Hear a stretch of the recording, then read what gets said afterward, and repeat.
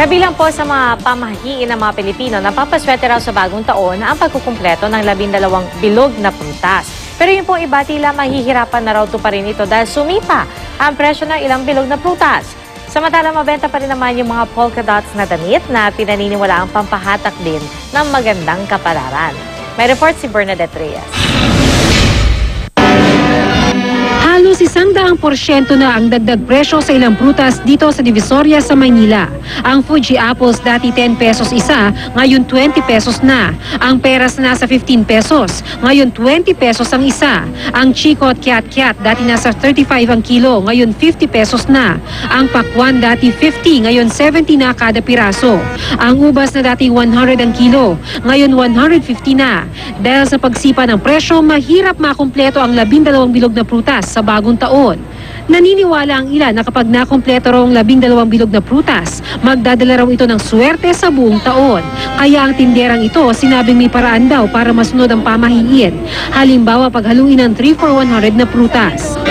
Pwede po 2 milon, isang pinya, 3 for 100. O kaya po 2 pinya, isang melon. Humanap din daw ng local fruits tulad ng dalanghita. 20 pesos lang ang kilo kumpara sa orange na 60 pesos ang kada kilo. Mas maganda po yung dalanghita kaysa orange kasi mas nakakamura po sila sa dalanghita.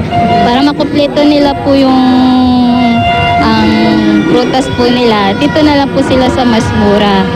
Bukod sa prutas, mabenta rin ng mga damit na may polka dots dahil sa paniwalang suswertihin sa pera ang mga magsusuot nito. Noong mga nakaraang taon ba hindi kayo nag-polka dots? Hindi. Swerte ba kayo sa pera noong mga nakaraang taon? Palagi.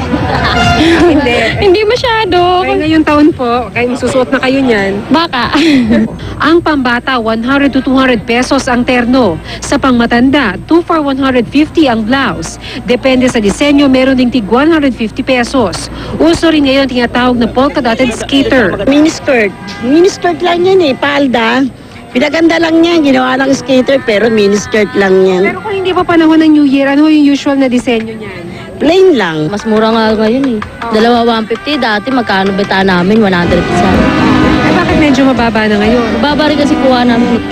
Bernadette Reyes, GMA News.